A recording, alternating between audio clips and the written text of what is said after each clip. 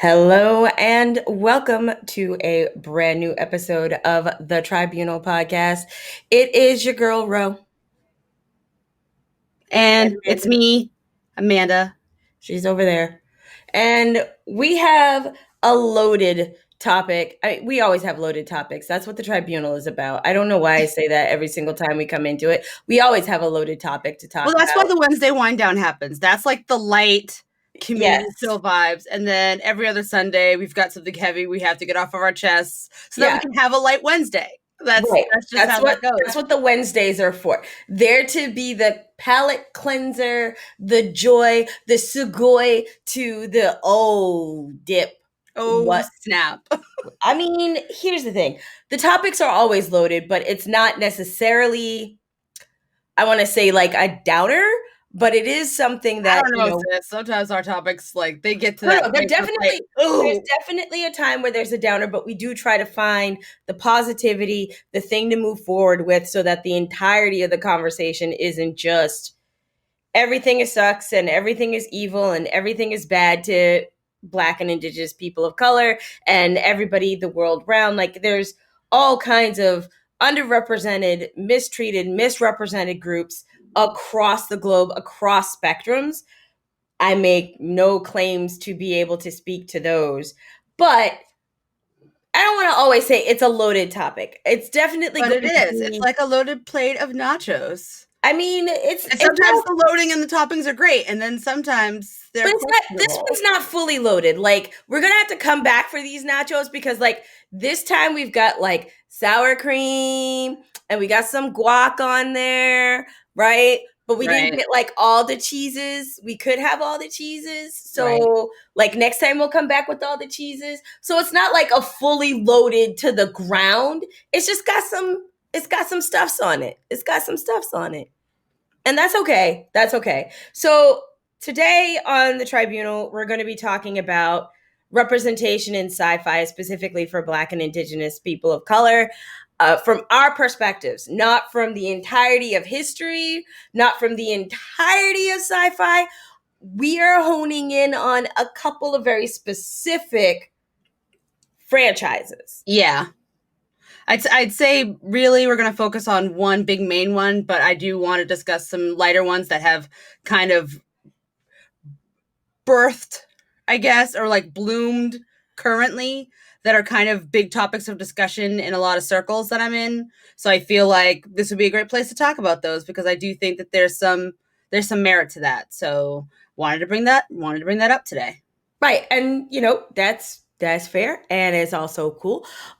So I'm going to say, like, right off the top, the big focus that we're going to be talking about representation for specifically Black people from our perspective, what we remember, what it means to us, what we think it means to the community as a whole, the impact that it's had, and also ultimately what we hope it signals moving forward is going to be focused on Star Trek.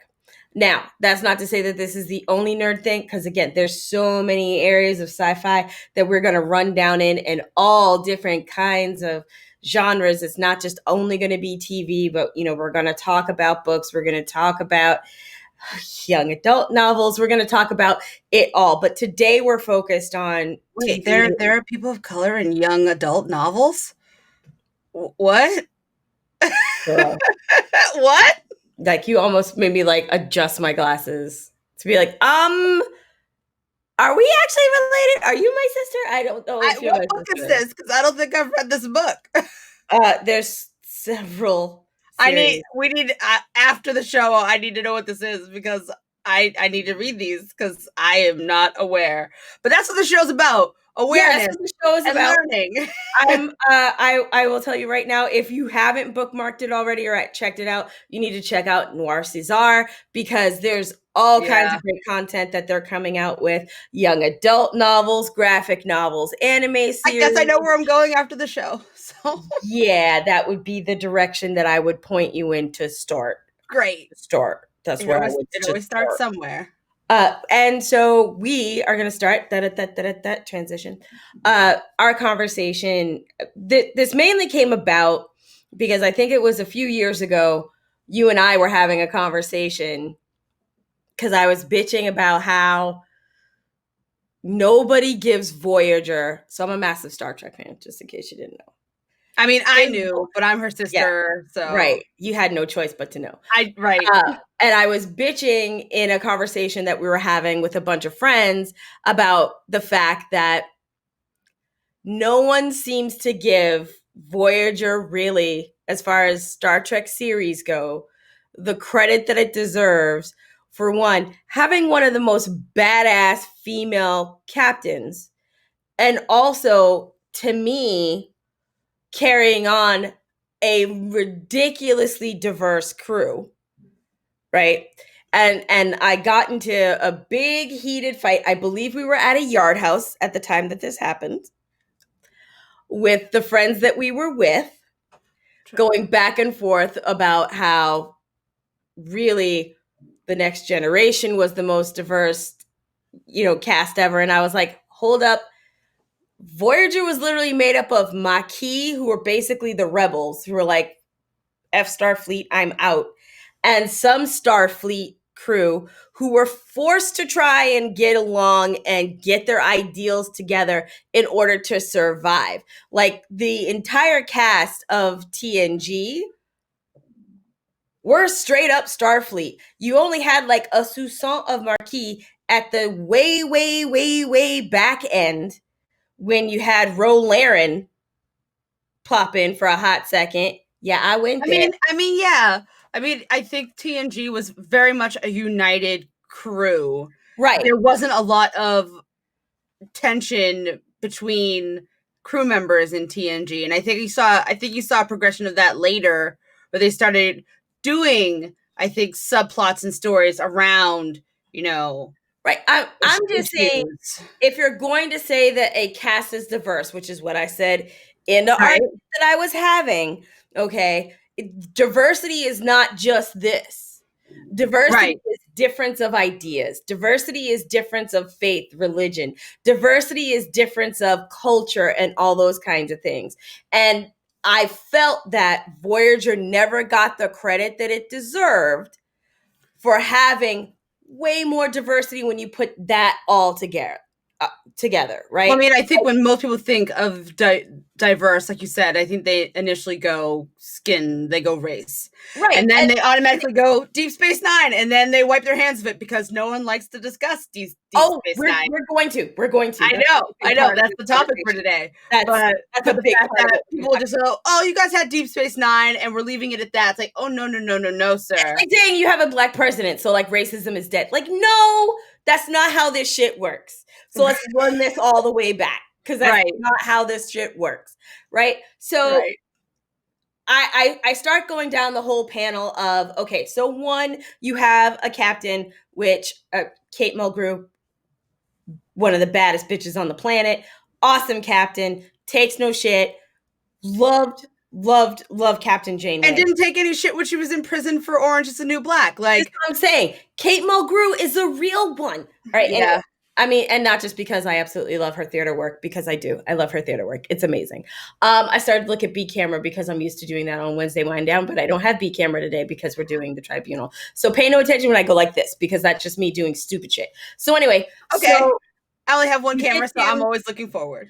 Yeah, it's getting ridiculous in the studio right now. It really with all of that hot tech. Dude, I got the light kit rolling now and not like glaring on the thing. Absolutely do. Beautiful thing. Okay, we got soundproofing all over this piece. It's ridiculous. I got more going. It's nuts.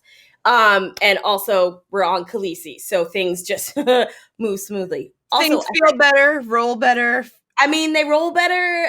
It's you're just so happy. Not that I'm so happy. I've had 2 coffees and also a bunch of my gummy energy multivitamin things, which are basically just Sour Patch Kids, but with like extra vitamins added in. Hey, if they help you get through the day, so be it, right? I mean, we'll see how they do. No crash? Have you not crashed yet? I haven't crashed yet, and that's what they promised. So I'm going to throw this up real quick. You can barely see it because I should probably email them, because trying to do blue and purple on Probably Black not is the best not. for Yeah, it's camera. not. It's really. It doesn't. I'm gonna have to underlight this, but anyway. So they're called Extra Life multivitamins from a company called Pure. I feel like they didn't They're call them one ups, but I guess maybe they um, couldn't because of trademark, maybe. I would probably imagine that. But they're awfully tasty, and they're like take 2 before bed. And I'm like, or take 3 when you first wake up. So That sounds like a lot. it can run any way you want to go. I mean, they're gummies, so of course you want to eat more, and they're covered in like salt. That's where the sodium comes from. I figured. So it's like a gummy Sour Patch, like super Okay. gummy Sour Patch Kid, which I love Sour Patch Kids. So this Yes, is you the do. danger. This is the danger. But anyway, going back. So when you look at the cast makeup of Voyager, and I say all of this because we have to understand all of the series in the franchise and what their cast makeups are like and when they came out to understand the timeline. Because when you start talking about representation in a franchise, especially one that started with what original Trek was out in 66, I believe so. I right? believe so, yeah. All the way up until now, you're talking, 50 years of Trek, basically. Yeah, 50, more than 50 years because it was 66. Mm-hmm. So you're talking, half a century, right, of time where a franchise has existed. And that is a franchise that is based in being a picture of the future, right?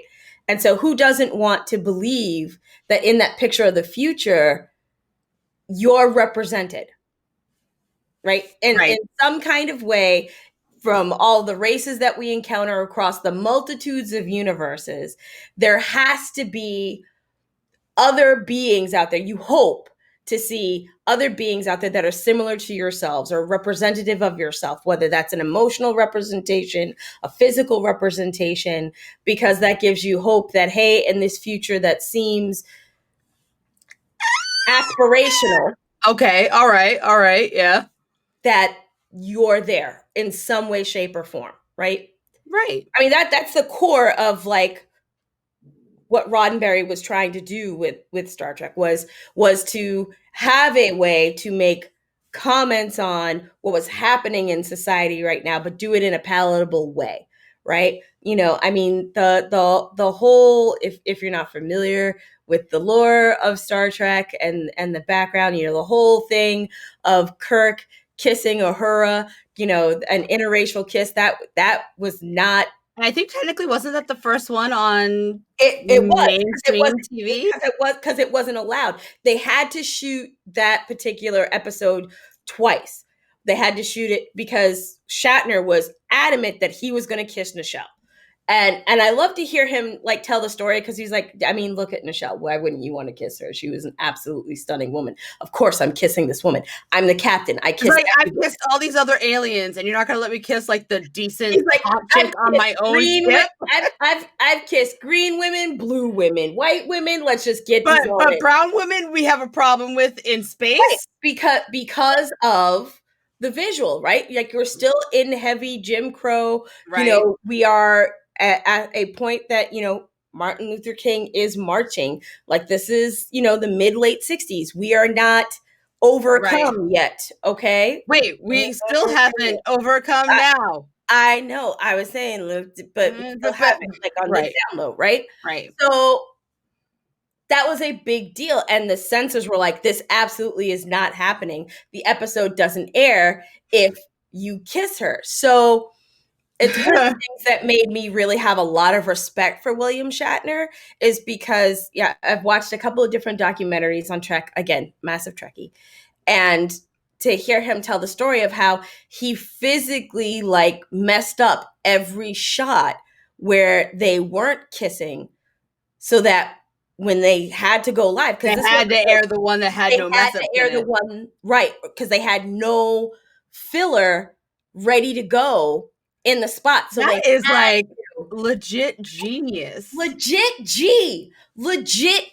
Like that's him. Okay? Like no. See, I'm gonna have this happen, and this is how I'm gonna use my power to make this Right. happen. Using textbook using your platform to make the statement To and break down walls and build bridges. and the whole, I'm black on one side, white on one side, I'm white on the other side and black on this side, and that's why we're different. Like, Star Trek is built at its core at commentating on social justice, inequality, and those issues. So for me, it has always been one of those series that is aspirational in that at the end of the day, what the story is trying to be about is showing that across all these universes, across all this technology out into the future, that the equality of mine is as equal to yours, that's just commonplace accepted.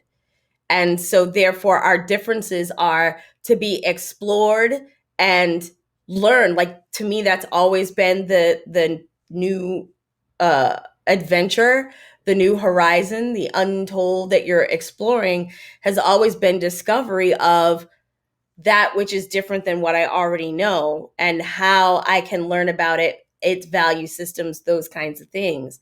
And, sometimes that breaks down into blow your shit up because you're not supposed to be in my hood. Yeah, Klingons, I'm looking at you. Also hurt you. Because they're the real ones. But we're gonna talk about all of this stuff. All of it. So I guess where I want to start is I don't want to assume that USIS are as steeped in the Trek. So if we were gonna make a comparison to teas, where like I'd say that you're like a fully rich bodied like black tea in the Trek, I am very much on the other side. I am like a very lightly steeped green tea. Like we watched TNG religiously in our home. Like it was the thing that we all came together at 7:00 in our living room for with our mom. I watched some older Star Trek later, like in my life, but not habitually. Like I think I watched a couple of episodes because I was in a gender reversed play, like radio version of the Trouble with Tribbles. And I purposely, when I got cast for that, was like, ooh, I should probably watch this episode that I'm going to be in to get context for. And I mean, I think, and I nailed it. I nailed remember it that. Part. I remember when you did that. But then I watched a couple episodes after that. And I watched Deep Space Nine and Voyager. I did not watch Enterprise. And apparently I dodged a bullet with that one because people were pissed.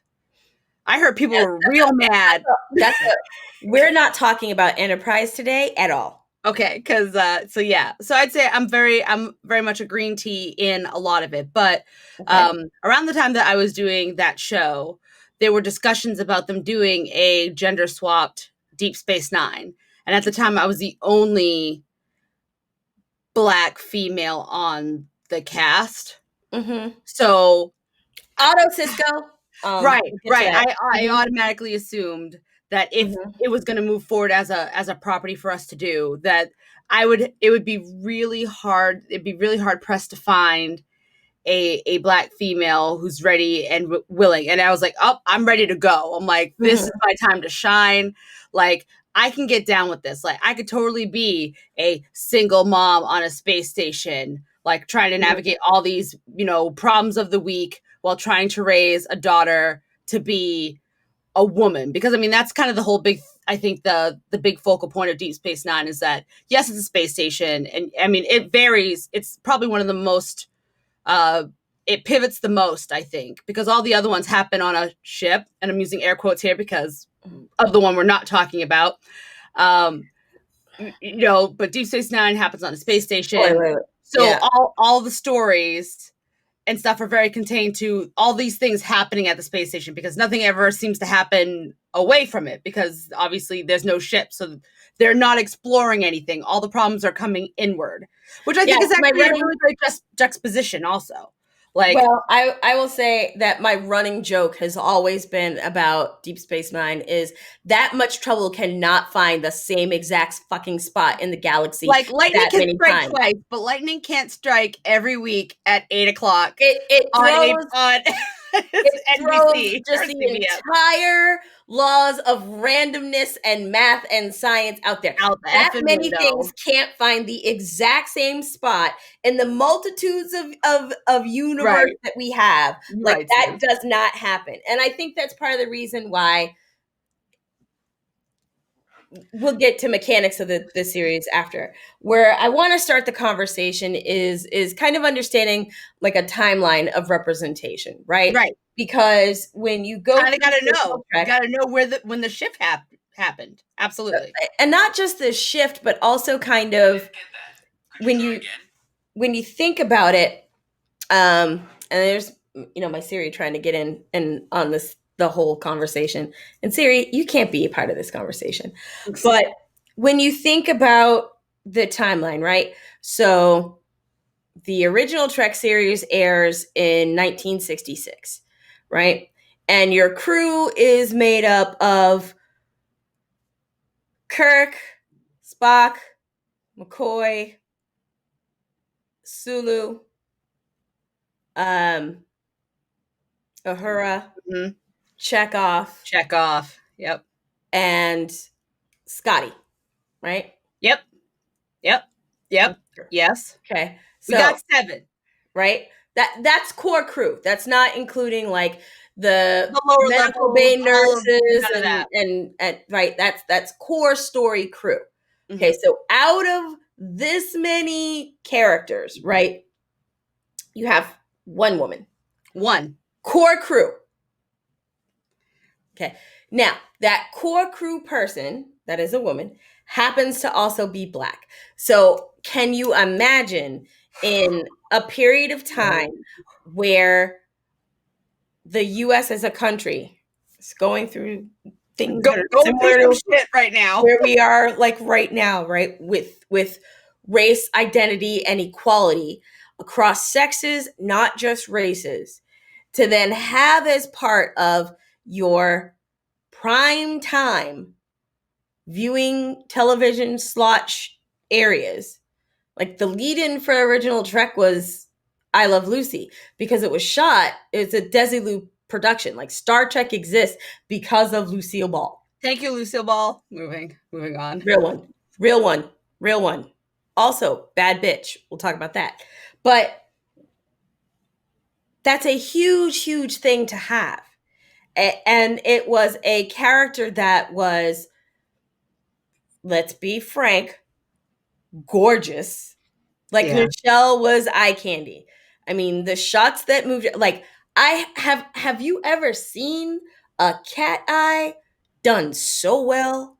Like every episode, her makeup game was strong. And I mean, and let's backtrack here because also not too many people of color are in mainstream media at this point either. They're not So at so all. so I can pretty much assume that, makeup and stuff being done, she doesn't have a makeup person. I highly doubt that, and even if she did, I highly doubt that person knew how to do makeup on a person of color, because I mean So that's still something that we're still struggling to see happen now in 2020. So if you So go back and look at like the non-remastered where they color fix things, if you go back and look at wait, color first, fix or color correct?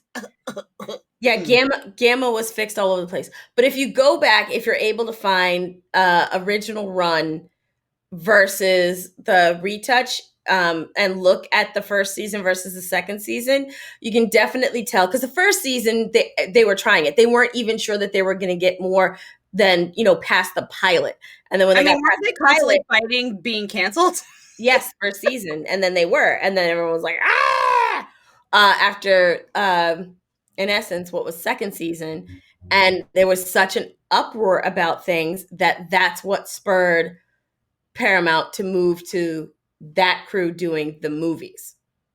Okay. And so that was the revitalization. The cons. So basically, Star Trek conventions and them realizing how much money it was and how big this show actually was with people. It was the conventions that brought it back to a screen of any size, and that happened to be the film stuff.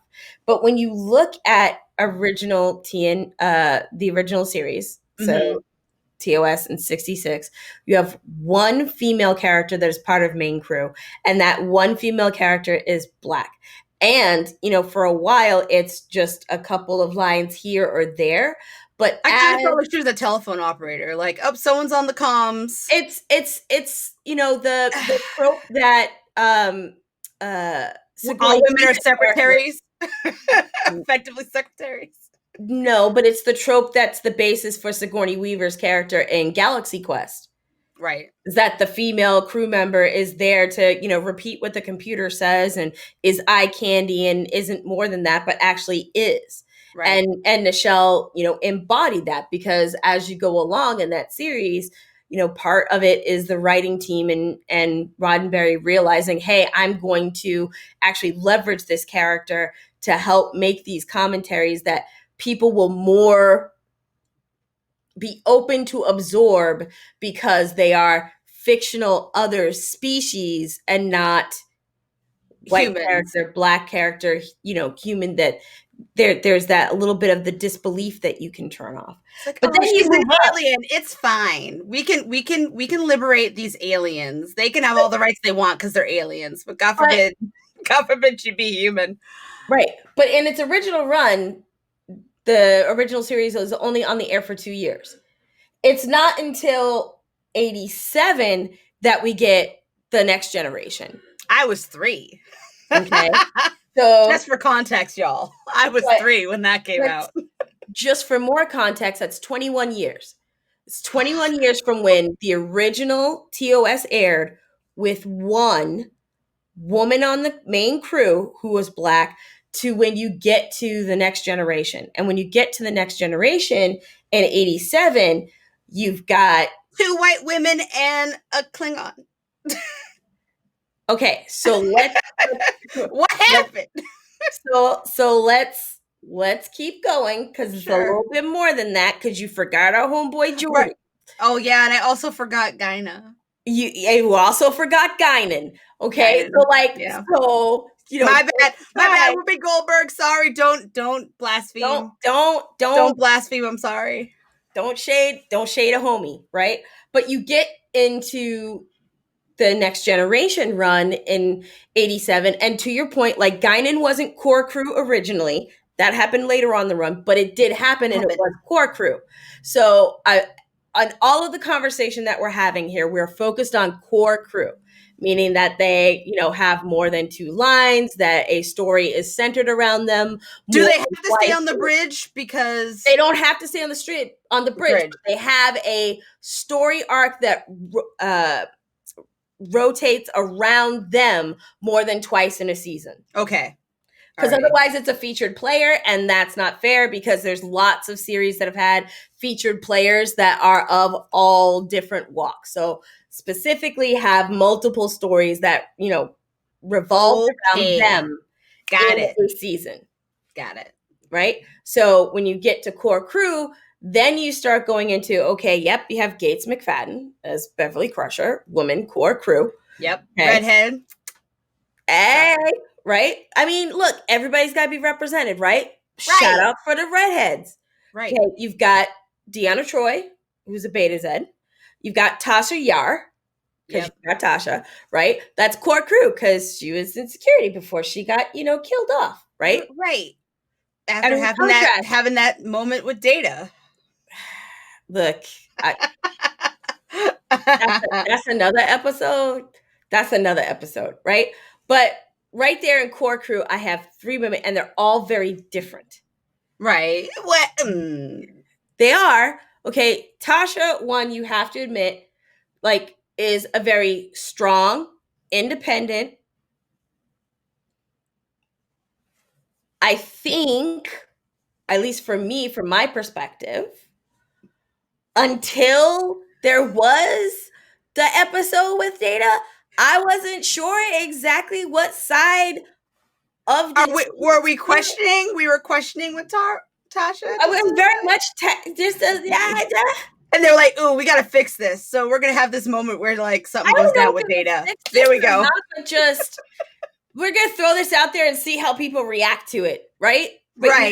you have, very strong, militant keeps emotions in check for the most part, except for like, that really sweet like episode where everyone's experiencing their fears, and there's that moment between Tasha and the captain where like she actually is a kid and she's fearful and goes back to like, I remember this. Yes. yeah, yeah.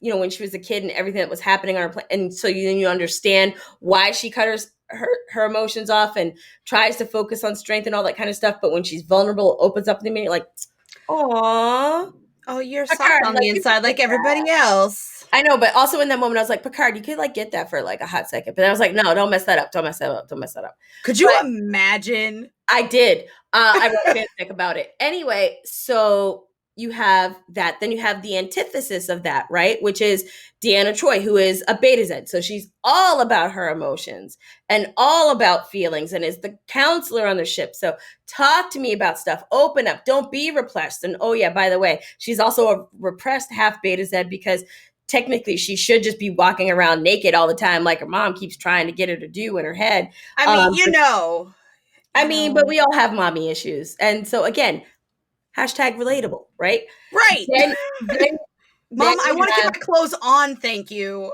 yeah, I'm not you. I don't want to be like putting images of myself naked in people's heads. So stop. Also Leave it stop hitting alone. on my boss all the time. Like seriously, Stop. all the time. Stop. Stop. I'm working. Just stop. I have to work with this man. Please stop hitting on him all the time. Like every time you see him. Right? And then you have, the doctor who is somewhat in between, right? Like most of the time you see her, she's very strong because she's having to deal with life or death issues, but she does have that softer side, the whole thing with being a mom and Wesley Crusher and that whole deal and all Oh, that stuff going on. Wesley. The former relationship, and then as we learn down the line, the future relationship with the captain and eventually getting married and divorced and all that shit. Like there is, so it's almost like each of them represented a different part of femininity in a way, which was really interesting to have as core crew that you didn't have before. And then you Right. later on in, other folks that came into core crew like Guinan, like, Geordie that you had right off the bat, which I was so in love when they made the announcement that LeVar Burton was going to be in the show because fucking rainbow. That was like my childhood. Like I learned to read because of LeVar Burton. And so like did you not get inspired to like maybe look into going into engineering because of him? Because I know a couple of my other friends of color were like, I thought about it for a hot minute because of him and like got my under grad study in it, but like could not wrap their head around graduate work. So like inspiration is real. Like it can drive many people to things. And I was just curious because I remember how much there are many people that were inspired by it. Mae Jemison, who the astronaut went into space, was a massive Trekkie. Was like, I got into aeronautics and the site to become an astronaut to go into space because of that.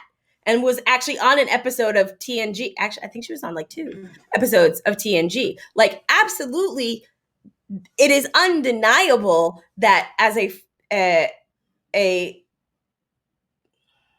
inspiration for many generations, you can't deny that Star Trek as a massive franchise, which again makes sense, it's been around now for more than 50 years, would have some kind of impact. But because of what they chose to put into the series to represent, you have this positive impact on the back end, right? Right.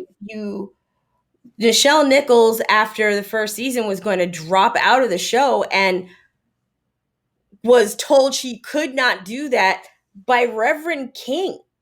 Like Martin Luther King was like, my little girls love seeing you on TV, and I love the fact that they can see this smart, important, beautiful Black woman that they can go, she's just like me on the TV at night. They need that. We need that. You don't understand. And that's why she went back, because she was about to be out. Well, I mean, there's some reason for that, I think. I believe there were some tensions a lot about like how she was portrayed. Like that Afro, that Eurocentric vision of beauty all the time. And I think later on they started playing with that a little bit with her. Like they started Well, there's letting part go of of that, some. and then there's also, there's the eye candy of like hailing frequencies are open. Like there's got to be more involvement for the amount of time that I'm putting in, especially because you got to remember Michelle was a serious, stage actress. So moving into TV and not having something that you can always emotionally go someplace with. What's my emotional drive in this scene? Oh, a call's coming in? Great. You know what I mean? Like Like as an what's really actor, driving me? right, Really? as an Yeah. actor, you want to deal with some complex situations so that you can hone your craft and use it deeply. And that's not necessarily the best use of that talent, right? You want to do Right. the job that only you can do. But going back to TNG, you now have, again, core crew. You've got these three women that are part of core crew that, again, for me, are all these different facets of femininity, right? Right. Have, a frankly, for me, for the first time, definitively older captain than the rest of the crew, right? Because like Significantly, yes. you can, when you looked at, for at least for me, original Trek, like they all seem to be around the same age. Yes. With I think Bones was a little bit older than Kirk. yeah, I was gonna say DeForest Kelly looked older than Kirk, but other than that, they all seem to be around the same age. And then in TNG, you had a definite disparaging, Age gap yeah, between I think like between easily between Picard and Picard and Riker, Riker. but really Picard and the entire rest of the core crew, right? True. When you True. look at them all, and that creates an interesting dichotomy, right? But then you get into some of the stories and how Guinan becomes involved with the ship. Geordie's whole change in his role from, down in engineering to, doing the Scotty thing to actually having core stories that are focused on him, love interest stuff. Like, Very true. You're right. definitely shifts differently in TNG than it did. I mean, Worf's whole deal. I mean, Man. the original series, that was Michael Dorn, man. right? Like Michael Klingons were Dorn. blackface. It was white people in blackface. That's how they did Klingon. Yep. You're right. Okay. And then, 21 years later, hey, maybe let's not do that. And so now you definitively have, I don't care who he is, okay, you definitively have Klingons are black people. Like they're black people. And really, they should have been black people, but racism. So we couldn't do that before, but now, Hey, look, not racism. we got some new liberties. Come on, black actors, be these aliens in this So sci-fi. come on. Come aboard. You're welcome. Have honor too. But you have, Michael Dorn, and you have all of these episodes now that take place in these story beats that happen in this entire world. Like Klingon was not a fleshed out world in the original series, but it becomes that in the Next Generation. I know like 8 people who literally learned the Klingon language because it's legit a language. Like they got someone to make it. I mean, it was Legit. founded in Old Gaelic to begin with. So it's not hard to complete the language, but Klingon is in fact a language. I believe you can still go to Google and have it switch the language into Klingon. If you read it. I don't read high or low Klingon. I've always wanted to cosplay as a Klingon at a convention, but I've never spent the time to have the proper breastplate built. But I would make a dope Klingon. Just saying. Would you get prosthetics for those ridges? Those deep ridges? Oh yeah, you gotta have ridges. You gotta have ridges. I would absolutely do the prosthetic. I would sit in makeup. Yes, I would do it the entire. I feel like if I was gonna do it, I'd want to do. I don't remember what episode it was, but that one with like the mating season in Klingon, where it's like you have to read poetry and like she's like, "We'll fight you." Mhm. I always thought that was very Gotta humorous. read poetry and draw blood before we can get down. I mean, frankly, that's Right. a dope mating season. I mean, that's the way to do it. Recite Flowers me and recite me some Keats and try to stab me and let's get it going. okay, get your atlas and bring your best sonnet, bitch.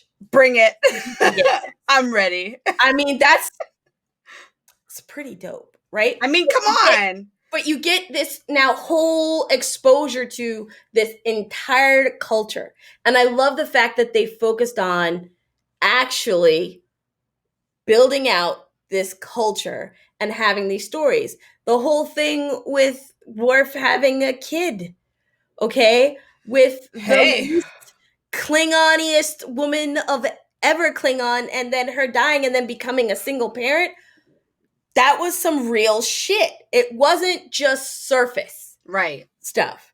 And all of the characters were allowed to go through not just the surface stuff. And that's one of the things that I respected about the Next Generation. And I feel like they carried that forward as to a point. They went through series, right? And then you work your way up to, like I said, Voyager, because you've got, and I'm just looking at my notes because I want to make sure that I don't get the timelines wrong here. But you've got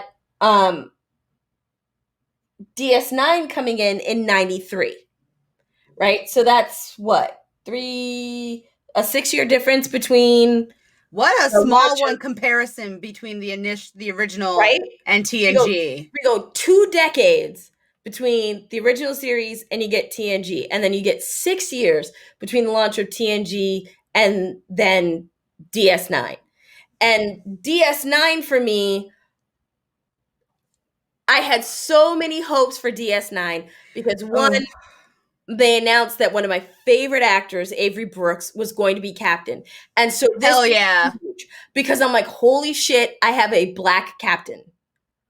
And not like light-skinned black. No, he was very much on the darker side of that. Very Yeah. much a dark skin, but just full of gravitas. So like I completely understood it. But like here was a black captain, and holy shit, he was going to be a single parent. He had a son, Jake. Yep. So I was like, remember. oh, I remember. like this is like a big deal because now I have a captain. Like I love Picard, but my brain was like, I have a captain now. It's like here's a captain that there'll be stories that I will be able to understand and relate to Right. him in this experience because And it's the this is- experience I know. Yes. it will be familiar in some way because if nothing else, I know many single parents.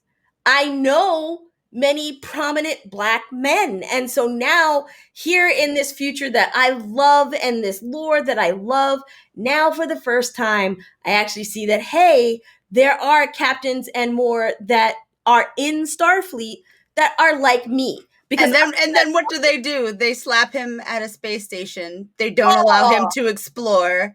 They contain him. They diminish him. And so pissed. Oh my god, it destroyed me. I had so many high hopes for DS9. And then it's like, hey, guess what? You're going to be at this space station and you're basically there to be a gatekeeper. Like literally the first couple of episodes are like, this is going to be the smoothest job ever cuz nothing happens here. And then everything happens here. Right? They're like, the Bajorans aren't even fighting with the Kardashians anymore. So, like, it's cool. Every once in a while, you got a Kardashian trying to try some shit, but, like, legit, you're going to be fine until you retire. And I was like, what the fuck is this about?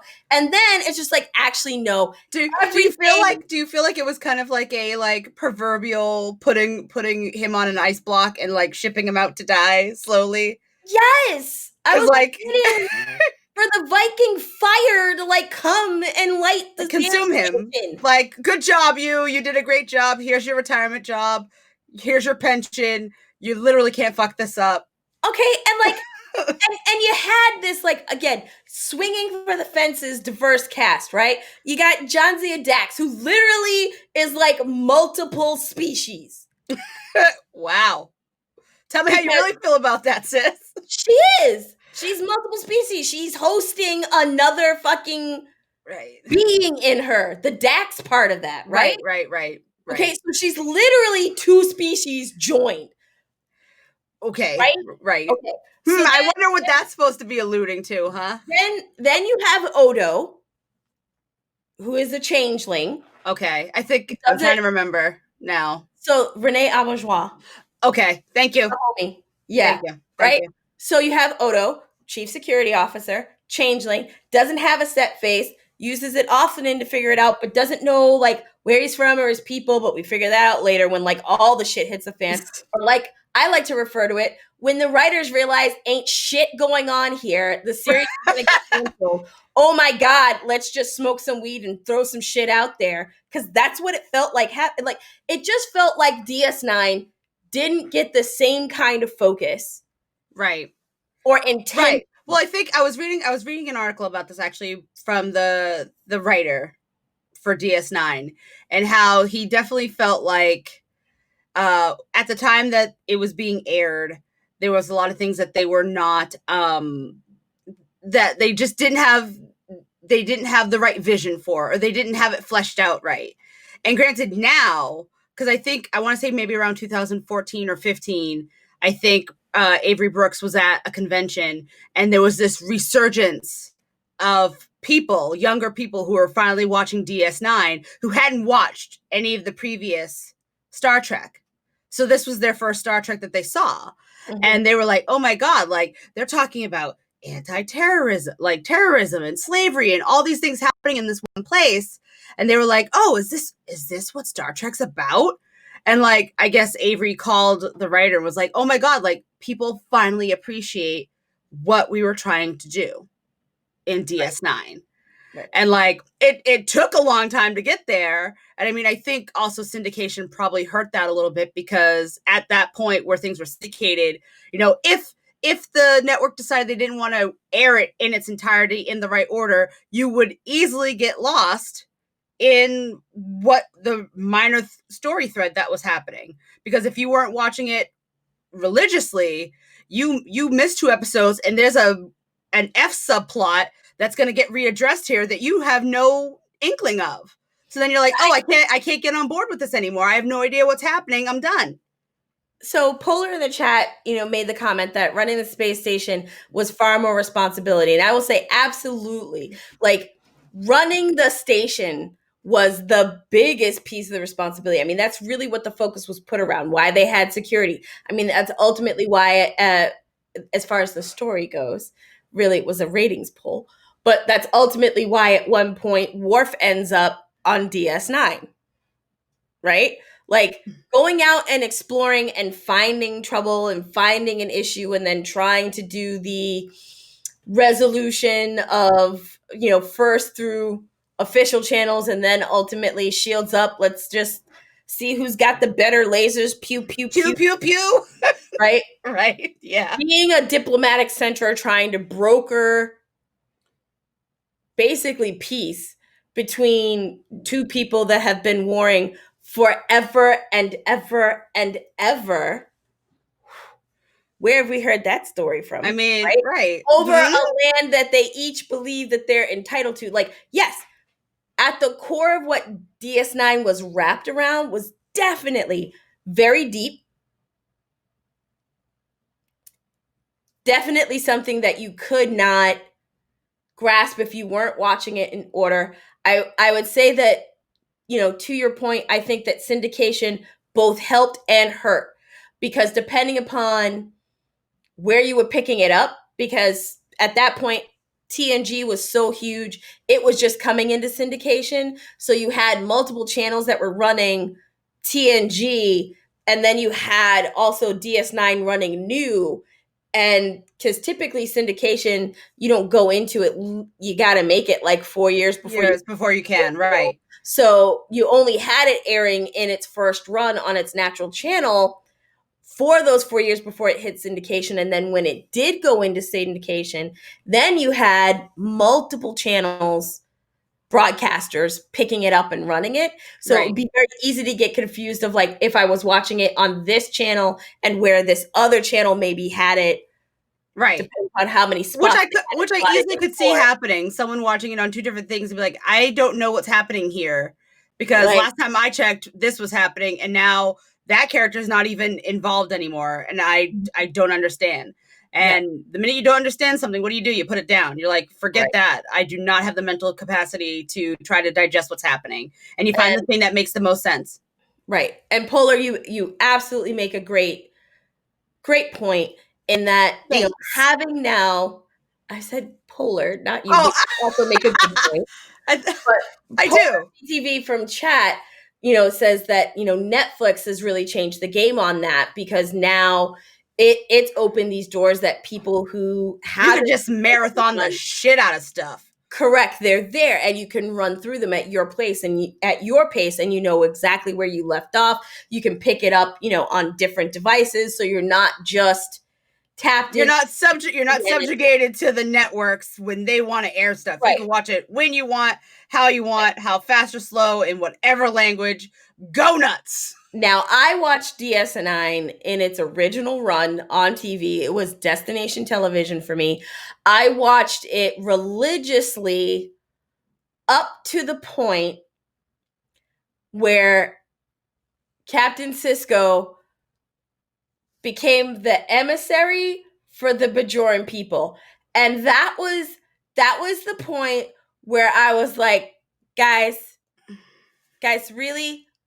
Like, I was with you when they got the ship and they got the Defiant so they could leave the The space station. Like, you can go go to now. places, right? I was like, I was with you with the Defiant. I was with you. Okay. What a name for a ship, too. Like, Great come name for on. a ship. Great name for a ship. Okay. I was with you when Kira went through her little thing, her emotional that wasn't emotional, what was emotional thing. And then she came out the other side like, I'm a better Kira now because I'm a little bit more in touch with myself. But I'm still a badass. Don't fuck with me. And like, maybe I have a thing for Odo. Actually, I have a thing for Odo, but I don't know how we do that because he's changing and I don't know what the fuck that's about. And he doesn't know what the fuck that's about. But And I don't know if we're ready to figure out what that's about together. so like friends, so there's just gonna be this awkward tension between us, but like maybe not. maybe he could get it one time when he confident though. But and then it's gonna be like, actually, it's gonna turn out that Odo is part of this race called the Dominion, and they're actually coming to fuck everyone shit. So maybe we can't do this no more. Right. And then I was like, wait, hold on. Guys. Okay, there's way too much politics going on now. So the Bajorans and the Kardashians are still fighting. Right.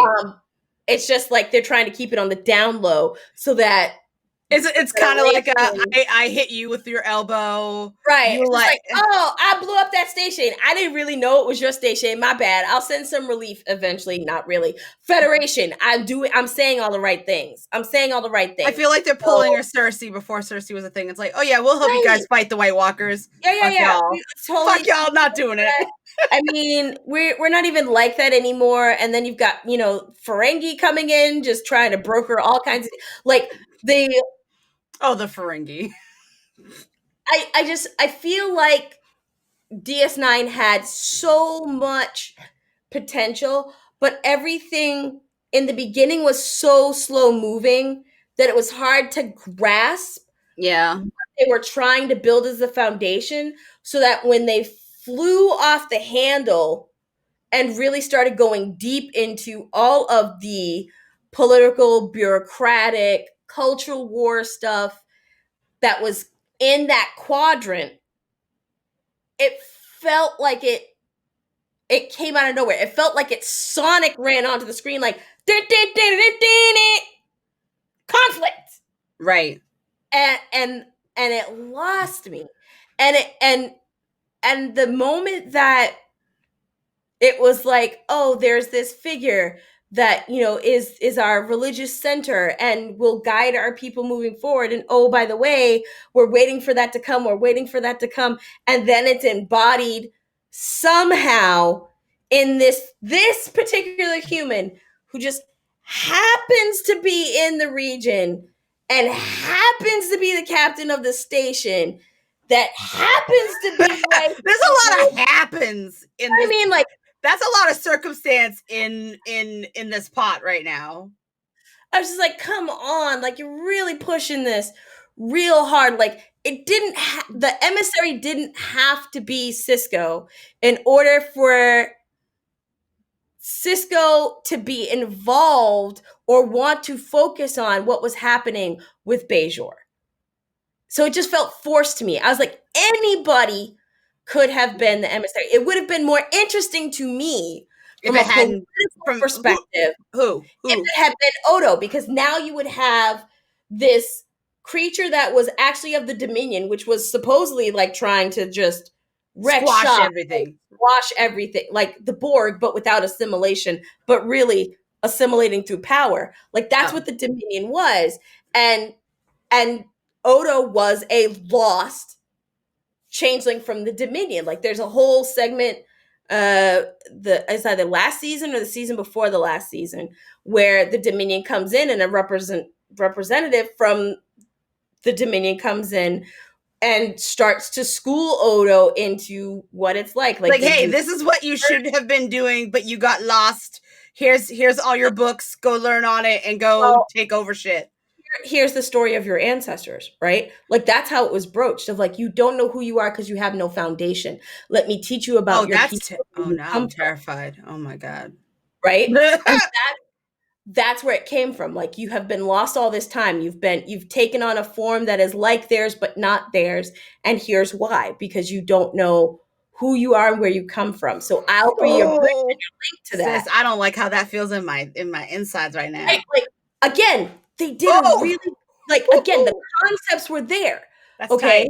Because that was a big, deep thing the entire time. And one of the like deepest conversations that Odo had with Kira is but I care for you, but like I don't know how how can I really understand my feelings of caring for you when I don't understand myself? Right. You know, you have your whole history of your people. The whole reason why you were a fighter in the Maquis before you came to the Federation was because of, preservation of Bejor. You have a whole culture. It defines who you are. I don't have that. Right. I don't know who I am, how I fit, or if I fit. Like if. It's a matter of if at that point, not even where, if. And so for me, it would have been so much more interesting if this figure, the emissary, right, which is supposed to be the guiding thing, force, redefine, lead Bejor into its next evolution, all those things. If it had been put in this character that actually his history that he's been longing for all this time is the antithesis of that. And if that would have been so much better. You're absolutely 100% right. Especially because on the flip side of not just the emissary thing is if he embraces the emissary thing, turns his back on this thing that he's been searching for all this time, he maybe gets the girl. But that you built up all this tension from that goes fucking nowhere. But should women always be the prize at the end of the race, though? Not that she would be the prize at the end of the race, but if you're setting me up for a will they, won't they, and then you never answer it, I would be pissed. I would be so pissed. You gotta answer it. You're right. Even if they don't. You're right. Yeah, all right, well, shit. Okay, cool. But if you're just like, I mean, you could decide. You decide if it no, I want to be definitively told if this works or not. Now, please and thank you. Couple of comments from Polar. Odo was too self-absorbed to be an emissary. He did not know enough about himself to be a leader. That's one of the reasons why it would have been great for him to go through that journey to figure it out. We know Cisco is a leader. He was a hero from all the wars. That's why he got the cushy job at DS9, right? Like, we know he was a leader. He had the ability to do it. The journey is so much more interesting of somebody who isn't sure of how to be a leader or isn't sure of themselves, having to go through the conflicts to learn that. Well, I mean, maybe even the point of that is that person who doesn't want to lead or doesn't have that desire at all, and then having to navigate, well, what do I do now that I'm in this position where I have to? Hashtag discovery. We'll get there. Discovery. Anyway. Right. Additionally, from the chat, And all good stuff, Polar, by the way. So bravo. Thank you for joining us. Cisco had the mellow to be an emissary. Kirilla was too much of a hothead. And Odo couldn't get the girl because he was, that would be too predictable. I think that in a world where we've already set up in DS9 that all this shit finds this one spot in the entirety I know, of the like universe. maybe all the ley lines out there were like, this is where all the shit happens, is this Like, one area. in a girl, I would have been okay with it. At the point that Avery fucking Brooks is the emissary, I'm like, well, anything can happen here. So I mean, let's it's like the Space Bermuda Triangle. You go in there, shit happens, and then you never talk shit about just it keeps again. happening to this spot. It just keeps happening to this spot. Like it just Yeah. okay. I think there was a lot of care. Like they clearly cared, but they cared too hard. They over engineered the care and they overshot. I think it was too early. Maybe it was before its time. Maybe it absolutely was. Maybe that we just didn't have the right world experiences in that writer's room to properly navigate something as, highly nuanced as this was attempting to be. Because I mean, not to caveat off of, Trek, since that's our main focus, but I mean the Expanse. Mm-hmm. Take the Expanse for oh my gosh. But anyway, that will be a totally different episode because hell yeah, the Expanse. Anyway. But I do think that it's a culmination of a couple of things, at least from my perspective. But at the end of the day, I did and I do love DS9 because it did present a fuck ton of diversity where you have so many different cultures. Mm-hmm. Because you got to understand and have different bad guys, right? Like we didn't really focus a lot on the Cardassians. In fake. In sorry, TNG, right? Like your big bad in TNG. When you think about it, everyone will either say the Borg or Klingon, right? Oh. Like Q was just Puck. Q was just Puck fucking up. Just fucking shit up. Like I wouldn't put him as a big bad. No, but he was definitely like, I'm gonna do all this stuff to mess up something really important for you. Exactly. Right? Like he was just fucking shit up as a Puck. Like, I'm just gonna drop this banana peel and you're gonna see it in the first third, and then 3 episodes later you're gonna fall on it. Right. Like and I appreciate that because the series needed that. But I do have a lot of respect for what DS9 was trying to do. Like I've gone back and watched it. I haven't watched all of it because there were points where I have to stop for like a hot second. But I do think that Cisco was an amazing captain, and his relationship with his son and the relationship that he had as a leader and mentor with everyone that he came in contact with on the ship, I do think was very, very well written. I am proud that my black captain in Star Trek is Cisco, and I am proud that it is Avery because it didn't inspire me to get into engineering, but in all honesty, Avery. I mean, you do like tech though, sis. So I'm a massive tech and massive nerd, and I can absolutely tell you that my interest in technology and sci-fi does come heavily from my exposure to things like Star Trek and just sci-fi in general as a child. We were really lucky in that our mom loved great stories and she herself loved sci-fi. So we got to be exposed to all different kinds of things. I don't know many kids my age that were, introduced to Dune and to Ghostbusters and into AV and I mean, I was never AV, but that was your thing. That was I followed Dad on that real hard. Yeah, you did. Right? Like I was very lucky in that, but my curiosity about those things absolutely was spurred from Star Trek, and also the anime that we would watch when we had cable. In the years that we had cable, like Sunday morning, we were watching anime on the Sci-Fi channel. Dragon Ball. Dragon Ball, Dragon Ball at 6 a.m. all those Right. things. And we were watching them with mom. So it was reinforced that this is okay and this is cool and it's great to enjoy it. And those things sparked my curiosity. So I can absolutely like pin it. And that's why I get excited with a conversation like this, because I can pin down, like, yes, my love of the genre as a whole. I wrap very heavily into Star Trek and Star Wars. Star Trek more than Star Wars because I had more exposure to it. You have So, Voyager coming out in 95. so I kind of want us to talk about Discovery just a little bit, only Okay, so because the ramp jump then. I'm just saying because I want us to kind of Also, talk Doctor about Who is the shit, Puller. I'm just saying. I want to talk about I want to do like a comparison, or rather more or less maybe even just a contrast between Cisco and Michael in Discovery. Okay, so I'm gonna let you have that. I'm gonna let you do that. I just a couple of points first. Go Couple right points. ahead. Go right So, ahead. Polar, absolutely. Doctor Who was the shit. My first doctor was actually Tom Baker. I fell in love with Doctor Who and then Red Dwarf. Watching, and like PBS was my second home. So if I wasn't watching UPN, which is where all of the Star Trek stuff was, awesome. I love it when like I have doctors in common with people. I have so much love for Tom Baker. Absolutely amazing, amazing sci-fis.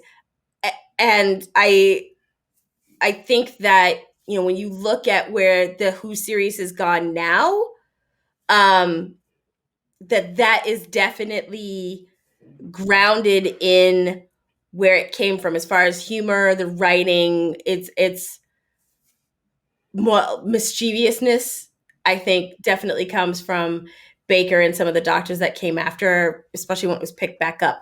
But just really quickly to get to your connection there, sis, because I see you looking off in the distance.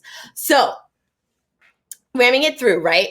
So you have, and this is another place where I feel like this is why the writing, where it felt like it wasn't as cohesive, because you have DS9 in 93 and you have Voyager in 95. So like the gap's even smaller between, and so then you have all of these writers in Paramount's now writing for two treks that are in first run at the same time. And I think like overlapping like the last year of TNG. So you got a whole lot of Trek now out there in the world. And Voyager, while it had a more diversity, again, as we talked about in the beginning, as far as like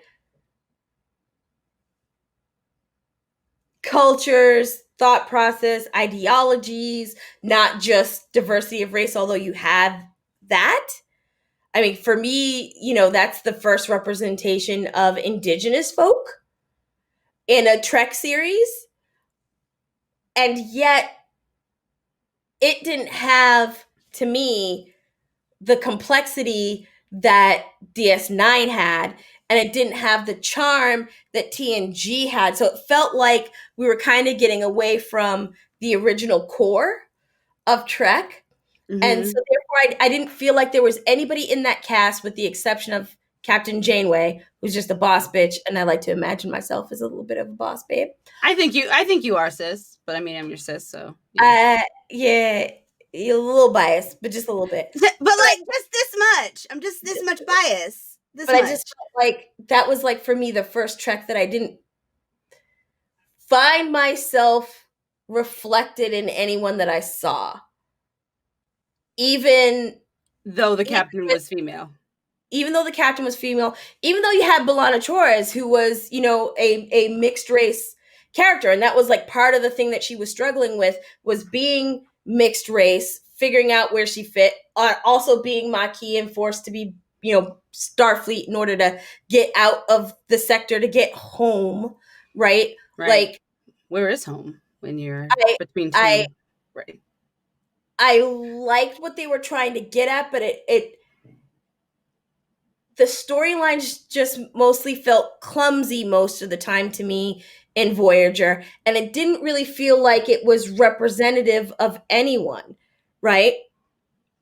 Like, you had guests that came in, to your point, Polar, that were on the series that, were very representative of other cultures, but it just, Voyager was where I felt like the representative future that I fell in love with wasn't really being represented, right? And then Trek just like died basically, and there were a lot of people who blamed Voyager for like the death of Star Trek because we didn't have a series again until the series that we're not talking about today. Right. Enterprise. Like, I Enterprise. didn't even like write it down in like what year it came. We're not talking about that thing. But you then have this jump where you've got Discovery, right? Right. And you have Discovery, which comes out in 2017. So like I had to go back and look. But between TNG and Discovery is 30 years, right? Okay. Between Voyager and Discovery, it's 22. Ooh. Like Ew. that's a lot. Ooh.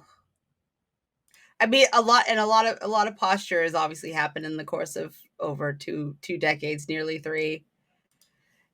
It so I am not a huge fan of Discovery, and I want it to be. The Okay. minute I saw Michael, I think Burnham Dunham, I can't remember what her last name is, but I loved the fact that we had a dark skinned female who was in all the promotions seemed to be like the focal point. And I was like, ooh, I'm all about this. I'm ready. Like, I'm ready. We are ready. My body is ready. Give it to me. Right. And then I start watching it and my heart sank a little bit because from the writing alone, I could clearly feel that she was very much strongly written by dudes who imagine what they think a hard, cold, kind of distant, because I mean, I think in the parts that I've watched of Discovery where, I mean, I don't want to spoil it for anybody, but like she Spoilers. so like her her parents, like she's like kind of adopted by some, I think She's they're not kind of adopted. She's adopted. Vulcans. She was Like her adopted. adopted father is like Klingon, so like he raised her to be as Her Klingon adopted father is as, kind of important. like right. It's Right. kind of important which Right. Vulcans adopted her. Right. But I mean, like, so I mean, she's as close to a Vulcan as she clearly can because she's not. But they like to remind her that she's not. But she's always fought and excelled where pure Vulcans, like that she was raised up with, didn't. So like, there's that animosity there, right? And I just, I don't like her. I I'm gonna don't jump like. in. I get it. I get what you're saying. I don't agree, That's but okay, and that's fine. and this is why we have these conversations, right? Right. Because so yeah, spoilers. So if you're not caught up, like just bounce out. Yep. Go. Bye. Okay.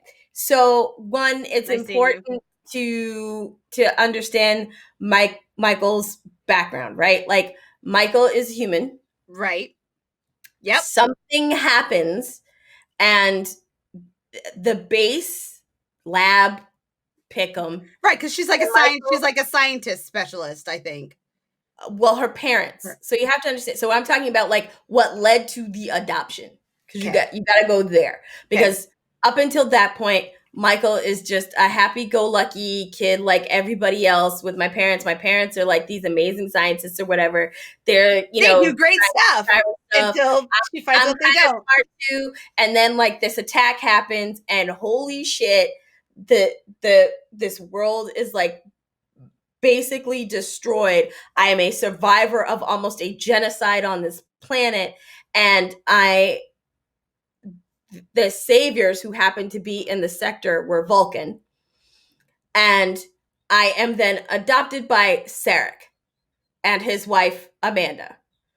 Sarek and Amanda are Spock's parents. Okay. Hell yeah, Spock! So I didn't Michael. spoil it. Yeah, no, you have to, because you But can't talk about this piece of Michael if you don't talk about the foundation where it comes from. You have to talk about it. And I mean, it's not really. I mean, is it really? It's not really a spoiler, because the show was pitched as like, Spock has a sibling. Who's it going to be? And then it's just like, oh, it's Michael. Duh. So anyway,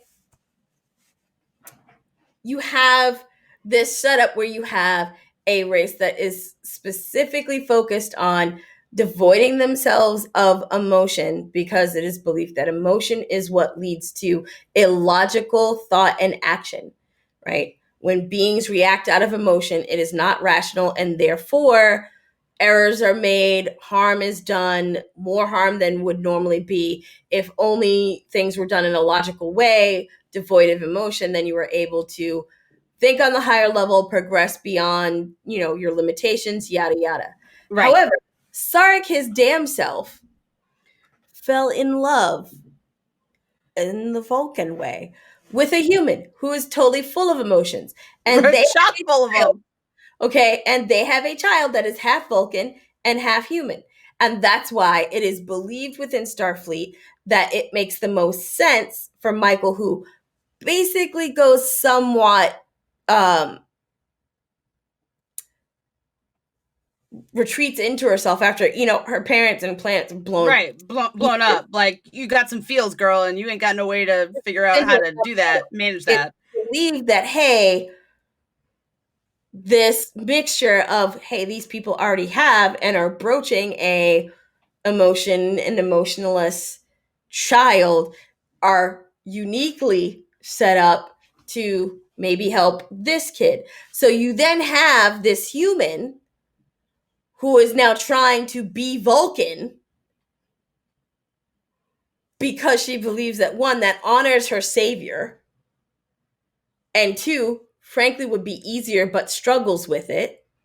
And her brother is the complete opposite, is Vulcan and human, and is trying to navigate the emotions in to honor his mother more than his father, right? So they are the yin and the yang. You've got sibling rivalry at its best. Okay, like right here, without it being like a huge like physical rivalry. It's a dichotomy rivalry, right? So that's that background for Michael. And as far as representation goes, for me, Discovery is really at the top level of it. When you look at, again, my thing is not just race difference, but also ideologies, cultures, histories, races, all those things.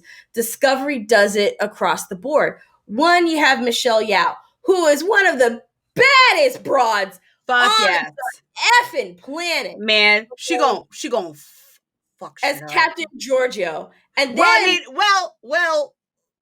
that, but also But also Captain Giorgio, but like different Giorgio. Isn't because time paradox? Because but here's the deal, right? Because we did go to the other universe, right? Again, spoilers, guys, spoilers, keep up. We did go to the other universe, realized that the captain that we got back in ours was actually from the other universe. But I mean, she's got some knowledge that might help us with the issue that we got right now, but at what cost, right?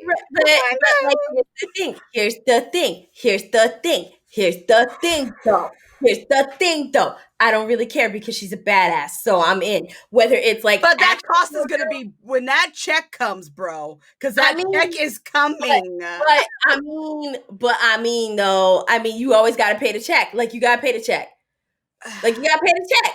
Even when the check is $5, you still gotta pay the Well, $5. yeah, but I'm Whether just it's saying. $5,000, $5 million, like was your ass saved? I Pay the mean, check.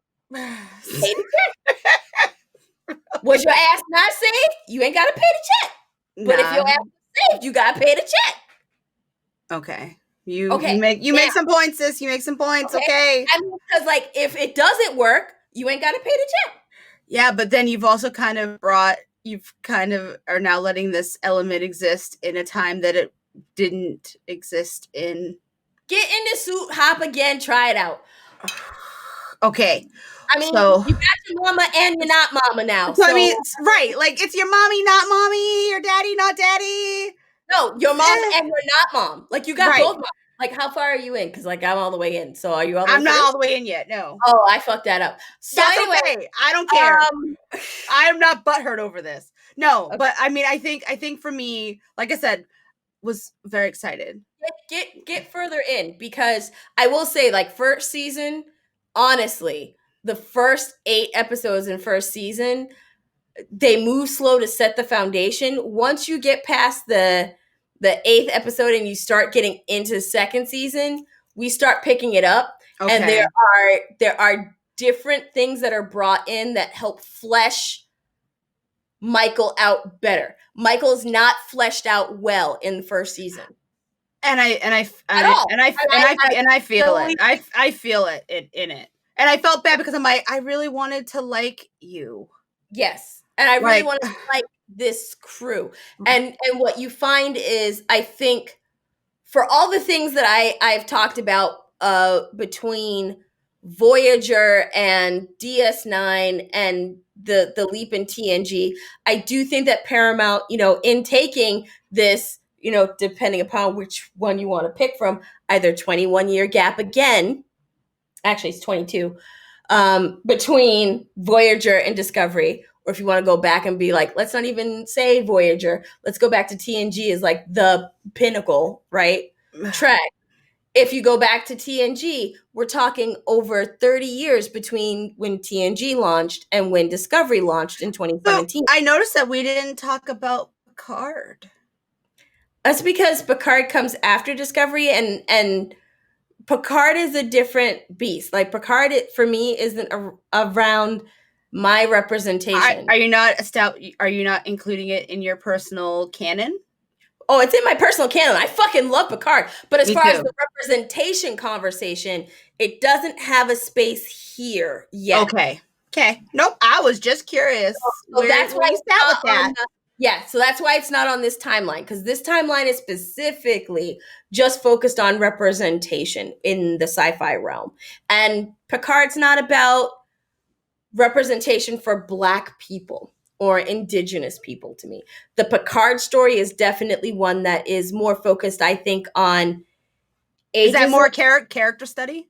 More, do you think? I don't know if it's necessarily more character study. What I would say is the beats that it hits is definitely to me much more on ageism, legacy, defining what a life's journey is and could mean, and how that is defined, right? And Like, friendship. well, I mean, At the core of it, All right? right, so let's just go into it real quick. I'm gonna come back to the Discovery thing, but let's just go into it real quick because you brought up Picard. So now I got to talk about it because I love I fucking love mean, Picard. I did that. Right? I'm sorry. It's Sorry, okay. everybody. We're pivoting. Tangent time, right? So when you look at Picard, right, the arc of the story, starts with Picard is in retirement, growing grapes, right? On a vineyard. On his family's vineyard, right? Like it's touched on in TNG. His brother was running the vineyard because that was supposed to be the family business, but he wanted to be an explorer. He didn't want to just be growing grapes. So how ironic is it that at the end of his life's work, all that work, he's back with the grapes. with the grapes, making the Picard wine, right? Right. And then we learn that, oh, this is a forced retirement because he's kind of disgraced because he fought the Federation on a thing that happened that ended up turning into genocide of a bunch of people, and was disgraced and was no longer allowed to be Picard. So he's in a disgraced, forced retirement. And then a thing happens to him that sparks him back to, I'm going to do my last hurrah, right? Because again, I'm going out the way I want to go out. Like, right. I'm going to get this done. And this is why I say it's not necessarily a character study to me, but it is very much more of a, look at ageism and a life's work and a life's journey and what the sum totality of it is. Because before he goes out and takes on this final mission, we realize it really is a final mission because his doctor tells him he's going to die. He's got this disease and going to die. Hey, it's like, hey, this is happening to your body. We can't slow this down. You are going to die. Right from the first fucking episode, you are brought in as a viewer going, this is Picard's last ride. And now it's basically a sum journey of his life. He has no children. He has no legacy that he's leaving behind except for this disgraced thing that was there. So he wants for his legacy to be more than just that. He lost his dearest friend because the choice had to be made, and it was sacrificing Data, which does not sit right with him, because in his heart of hearts, when you Data, look at I think Data was human. I think to him, Data was not only human, but Data was like his surrogate child. Like, he was with Data as he was going through his journey to reach his humanity as that mentor father figure. And then he had to sacrifice, in essence, his child. Right? Right. And so that is then lost. He's pulled apart from what he's defined as himself and his legacy. And you see him going through the series trying to recapture that for a moment. And then you get these other blips of, these different people that he's encountered or not. Frankly, and I love the fact that everyone that we encounter doesn't automatically go, oh my God, it's Jean-Luc Picard. Like, I love that someone told him to shut the fuck up. A lot of people were just like, get out of here. Like, we don't have to hold you to this on this pedestal that you've been on. Like, it was kind of him rebuilding, like you said, like rebuilding that stepway up. Mm-hmm. And then even by the time he gets to it, where he does effectively, save everything, like, it doesn't matter anymore. Like, it was so poignant. Like, I think I have not cried so hard over a series, but I mean, Picard kind of ripped it out. But it was done very well. It was written very well. But I mean, a lot of people don't seem to have the same affection that we seem to have for Picard. A lot of people thought that they played it really safe. I don't think that they played it safe at all. I think a lot of people were hoping that they were gonna like let Picard be like gay, and then they were like, nope, we're never going to address it. He just never talks about whatever happened in the captain quarters. We don't know. We ain't talking about it. Moving on. Like, but you can't do that. I mean, he's had multiple relationships with women.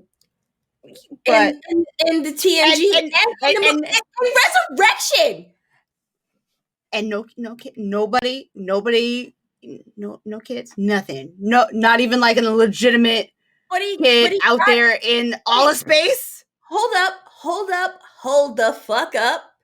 Did you not see the episode where he lived an entire lifetime in the flute for those people? He had kids. They just weren't his kids. I didn't know. Nope, did not watch that. Is one of the does not compute. Did not watch. It's where all the fucking memes of him playing the little fucking piccolo come from, because he gets like. I have seen so many memes about that, but I did not know what it was. That's referencing. The episode. So he gets brought in, and basically this very advanced, while trying to do a simplistic life, this entire planet basically is going to get destroyed. And so what they do is they are able to use their technology to infuse into this flute, basically, all of their experience, their consciousness and everything. And so their goal is, because they know that their planet is going to be destroyed, the hope that somebody will find this flute and then be able to live out a full lifetime so that their stories, their culture, their history, not Oh, just oh, now I written have in to go and stone. watch that. That's And it's a great sweet. episode because, like, first Picard thinks that, like, he's been hijacked onto another planet, but then he ultimately, eventually accepts it and goes through this whole life where he ends up marrying this woman. He learns how to finally play the flute. And then once he comes to like full on to the end of his life, he's like in his hundreds, he's got grandchildren. And he then like dies. And like Beverly's like, he's dying, but he's not really dying. Right. They then do a flash and he's back to himself. And then they explain like, we wanted our stories to be told and we knew that it was deeper than just this. So we wanted you to experience a real life and all this kind of stuff. And so he has the whole thing with children. I mean, and he even touches on it in generations. So like this shit's been dealt with. So like anybody that wants him to be gay is like really, really pushing it. Not that there's anything wrong with it. Like, there's nothing wrong with it. There's absolutely nothing wrong with it, but the beats have already been hit in multiple series and movies that like that's not his story. Hey. So it's not fair to invent it. So now let's go back to Discovery. Okay. We're kind of coming up on time. Yeah, we're coming up on time, and I do want to like, you know, not spend too much time in tangent, but I can do a whole fucking episode on Picard anytime you want. I mean, it kind of feels like we might need to, but anyway, back to Discovery. But with Discovery, what I see is great representation for multiple communities for the first time in a Star Trek series. In a series, not a movie, in a series. Because we have a brilliant, smart, empathetic, understandable, and relatable homosexual couple. And it's not a beat over the head that they're homosexual. It's that they are just a couple. They're super smart. They have some really interesting things going on in their dynamic, right? Mm-hmm. And then that switches multiple times in the series, okay? And the exploration of that is simply the relationship side of it, not the homosexual relationship side of it. You know what I mean? Yes. Like it's not about what they do in the bedroom. Right. It's about their relationship. How they function in the day outside of the fact of their orientation. Or don't function. And it's about the relationship between these two people. And I love that. And I love the way that, you know, I'm forgetting her name now, but the quirky redhead that is trying so hard, Michael's friend. Oh yeah. Oh, she's trying so hard. So hard. Okay, like there's so many things about that character that I love, from how smart she is, but isn't self-aware, self-secure.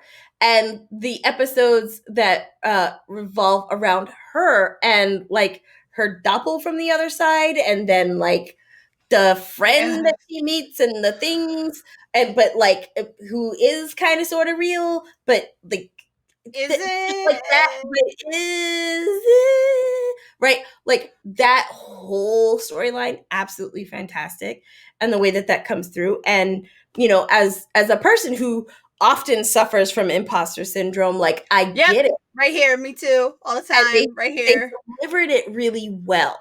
And then you have, you know, everything that is going on with Michael understanding, one, the loss of both of her biological parents, then the loss of what is in essence her surrogate parents, because while we are in a parallel track, like she is away from Sarek and Amanda and her brother, so she's lost her surrogate family.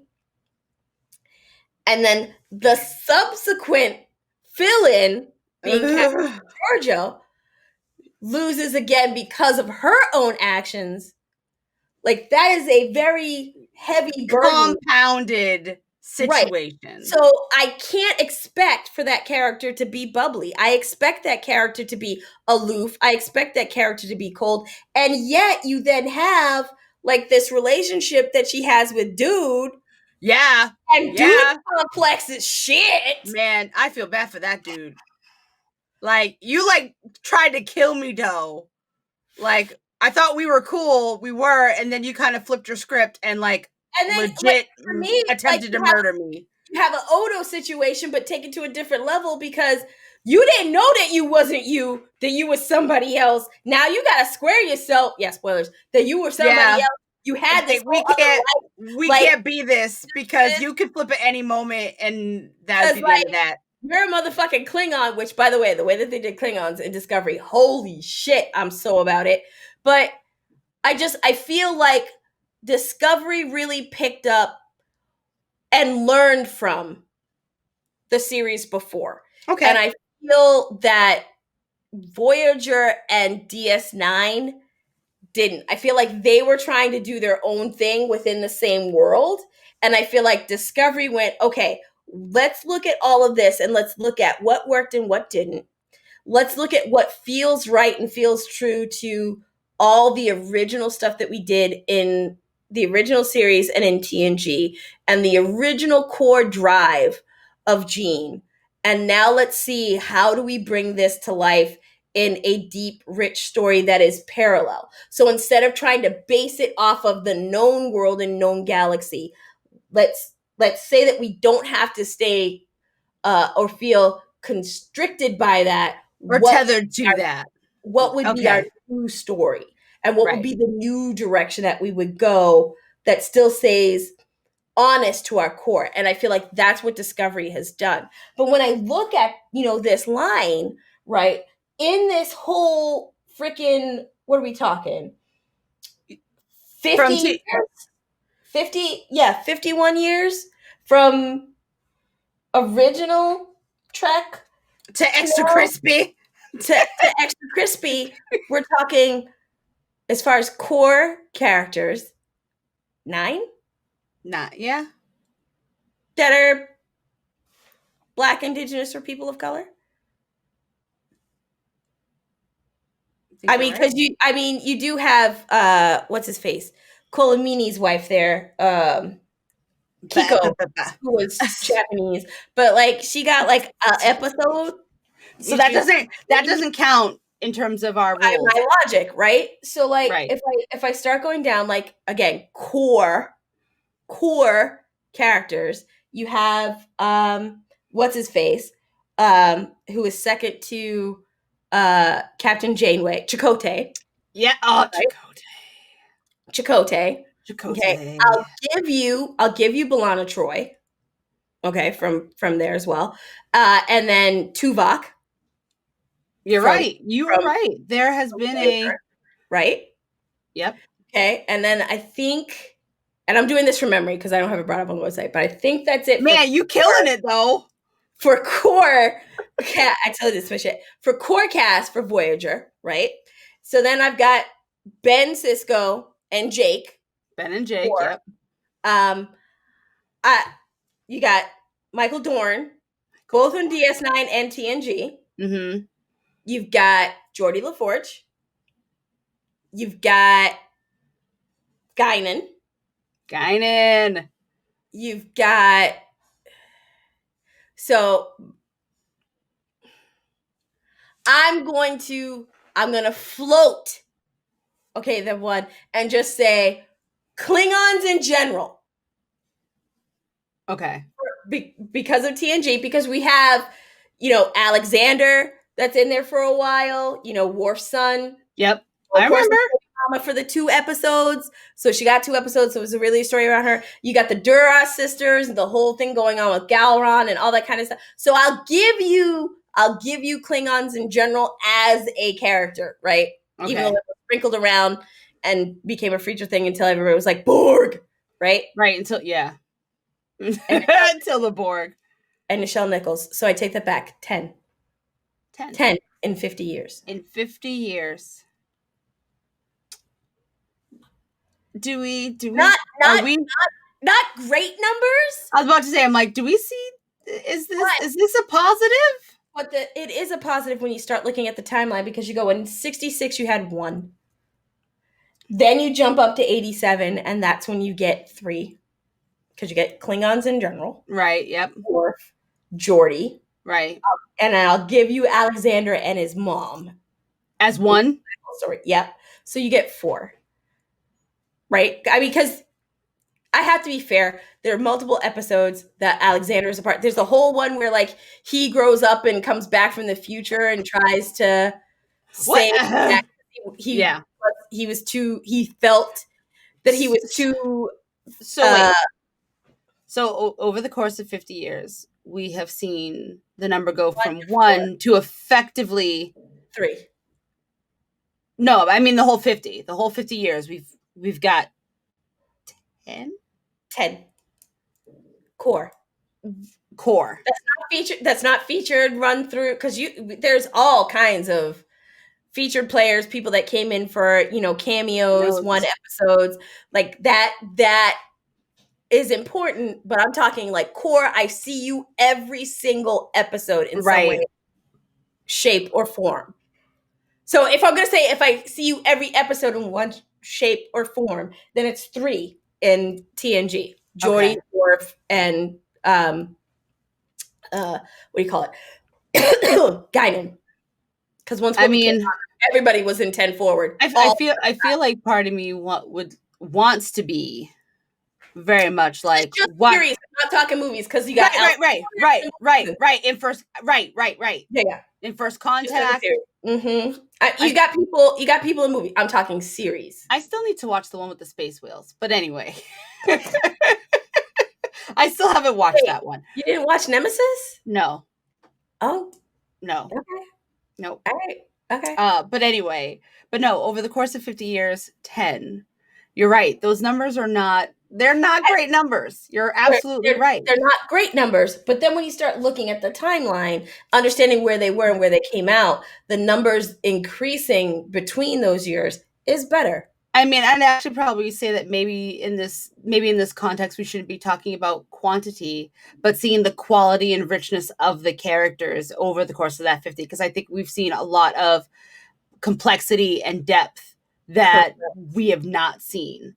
So if you compare it from there, then I feel like the scale kind of goes from, well, we don't have a whole lot of them, but boy, do we have characters when we have them. And that's ultimately at the end of the day where I get to and why I love Trek so much and I want to give it props on the representation scale, because the characters that have been introduced over those 50 years are not single note.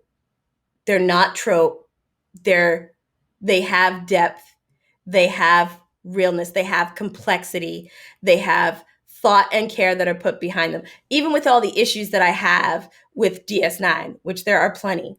Cisco as a character at his core is written beautifully and played beautifully and put in charge in a way that is very indicative of solid leadership and mentorship and growth and something that young children would want to aspire to be. Guinan absolutely is empath in a way that I wish that I could be. I feel like she's like the speaker of wisdom when you hear nothing, when you don't hear anything else. Guinan's the little voice inside your head that you really should listen to, but you don't. Or rather you hear her and you know she's right. But you just like, not today. But you want to make the bad choice, but then you hear her going, I know you're going to make this bad choice, but I'm telling you what to do. Right. You know what? You know what's up. And so then you start going, through them. And Geordi and his whole journey from, quiet engineering to running that shit through, site and just like being the space MacGyver. Like that's true. He does turn nothing into something pretty quick. Can do things with quantum crystals that like most people can't fucking do. Okay. And like the episode that he did with when like that shit happened, like that was so sweet, so cute. I love that episode so much. Right. But like you have all of these characters that are introduced, even though it's not a plethora, overwhelming number, they are all very deep, rich, meaningful, and inspiring characters littered throughout the universe. And that's, I think, the thing that we have to give credit to and we have to acknowledge is that when it comes to talking about representation, you have a 50-year span where we go from not existing to you now have indigenous folks on the crew that are representative and you're exploring their stories. You have Asian American representation. You have gay and lesbian representation that is there, that is not, oh, this is the thing that's different. No, it's the antenna that's coming out of your head that's the thing that's different. Like the rest of that shit is just that's you know, it's a known quantity. Like that's not the weird thing. The thing coming out of your the fact that you have gills, like that's the thing that's weird. That you are in love with this dude. So I am happy to see the progress happening because I think we're starting to see the tendrils from it coming into other genres now too. And I just want, and I'm going to lightly touch on that because I think it's CBS Access has a show that I'm watching called Lower Decks, which is animated. It's And I about think, to be called Paramount Plus, just so you know. shut the front door. Yeah, it's getting renamed. Oh, can they figure out their names and stop with Paramount this? Plus. Stop it, Paramount. Stop. But all right, so CBS Access / Paramount Plus shift, whatever the F it's going to be, 6 months from when they change it from Paramount Plus. Lower Levels or Lower Decks is an animated series about a ship called the Cerritos. And it literally is just about the happenings of things that are happening on the lower levels of a ship. So like you're seeing, fledgling command learning how to do command stuff. Okay. And it's literally one from each division. You got two from command, you've got one in medical and one in engineering, and they're like 4 friends. And believe it or not, the captain of the Cerritos is this Black woman. Her husband is the captain of another ship, and they have a pretty much like a savant daughter who was, I think, about to be a captain of a ship, but she got into some trouble, so they demoted her.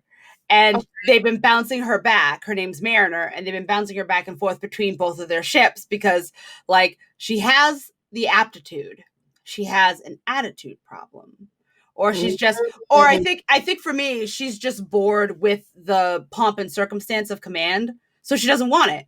Like, she does not want it at all. Okay. But it's all she knows. So like she falls back into that routine, even though she's against the pompousness of it. So she messes around, she goofs off, but deep down she's command. And there's another guy, fledgling, who's a command, who's very much by the book, like wants to be command, will suck anybody's D. Like, to get the leg up, he will do whatever he has to get there.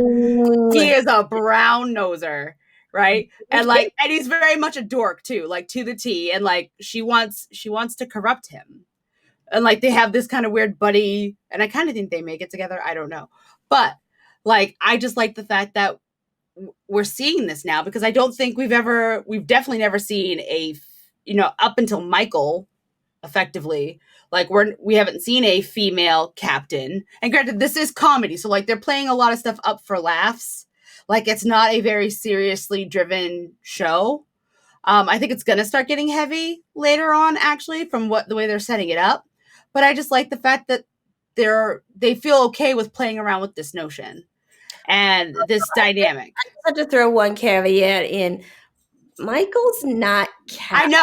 I know Michael's not captain, but she's kind of the focal. She's kind of the lens. She's kind of the lens.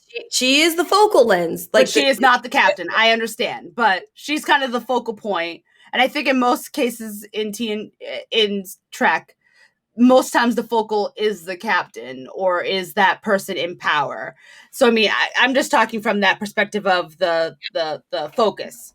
But I'm just seeing this tendril kind of coming out of these areas now where we're starting to touch like, hey, the protagonist can be an other, can be a minority, and can be palatable and relatable across the board. Because like I said, we're seeing it here.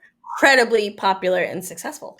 Yes, absolutely. So like I said, I'm seeing it there, and we're seeing it in animation, which is definitely something I know we're going to talk here on the Tribunal, because animation is something I'm very passionate about. Oh, the interview conversations are coming. They're coming. And I mean, also in terms of like horror and suspense and all that, we haven't really talked about that here on the Tribunal, but we plan to. And I definitely want to talk about Lovecraft Country. And I know that horror is not really your steez, sis, which is unfortunate. Storytelling is, so we can go there. We can go there. Please, because Go I would there. love to pick your brain about it. But I can go there. I feel like the door has always been ajar for us. Like it's always been slightly open. Like we could kind of peek in. If we get invited in, we can go in, and that's great. But now I feel like the door is very much more open, and now we're walking in it. Now, talk about going nowhere that no one's gone before. Like talk about new frontier. This is new frontier shit. Yep. Agreed. And that's what I want to leave off on. And that's where we're going to end it. So I hope that you enjoyed this conversation today. Thank you so much for joining us. If you're watching the VOD, feel free, hit us up on our social and be like, I want to talk to you about this, because we would love to hear from you. So as you can see down below, you can hit us up on Facebook, Instagram, and Twitter at BlackCompat. You can message us, DM us, slide on right on in and ask your question. Whoa. Yeah. Slide on in. Slide on in. It's fine. It's fine. Slide on in. Ask your question. If there's something that you would love to hear us talk about or address, you can also say, hey, like, I would love it if you guys would talk about this on a tribunal or that on a tribunal, or, just in general, like, the tribunals are dope. We like getting those messages too. They really warm our hearts. Ding, ding, ding. So hit us up on our social. We love talking with you. We do this tribunal every other Sunday here live on Twitch at 3, so you can join us then. You can catch the VOD on our channel, or you can catch it over on our YouTube channel. It's where we put all of our VODs for long-term storage, because we only got 60 days here on Twitch, and then it's bye-bye content. So make sure, if you want to catch these guys up, that you subscribe to our YouTube channel, youtube.com/BlackCompat. What is that? BlackCompat, where it's at everywhere that you could possibly be. That's like MasterCard, except we don't give you no credit. Yeah, you don't get credit. No, I'm just kidding. If you give us something, we'll obviously give you credit. I mean, we'll give you credit, but we don't give credit. I'm not lending anybody any money. Right. Now, we are still heavily in September. So, hey, if you have enjoyed what it should be Subtober. I'm sorry. I'm calling it Subtober. We're not in October. If we were in October, then it would be Subtober. We're in September. So it's September. Wrong month. Okay. Wrong month. Okay, you want to do subs in October, which we do. We want you to do. Please. So then it will be Subtober. But right now it's September. And what that means is that if you want to support us or any other content creator on the platform, you can do so at a huge discount to you. You can get 6-month subs for 30% off. So you can stack them subs, bro. Or 20% off of a 3-month sub. Or you could even just throw us the free one if you're an Amazon Prime member. You get a free one every month.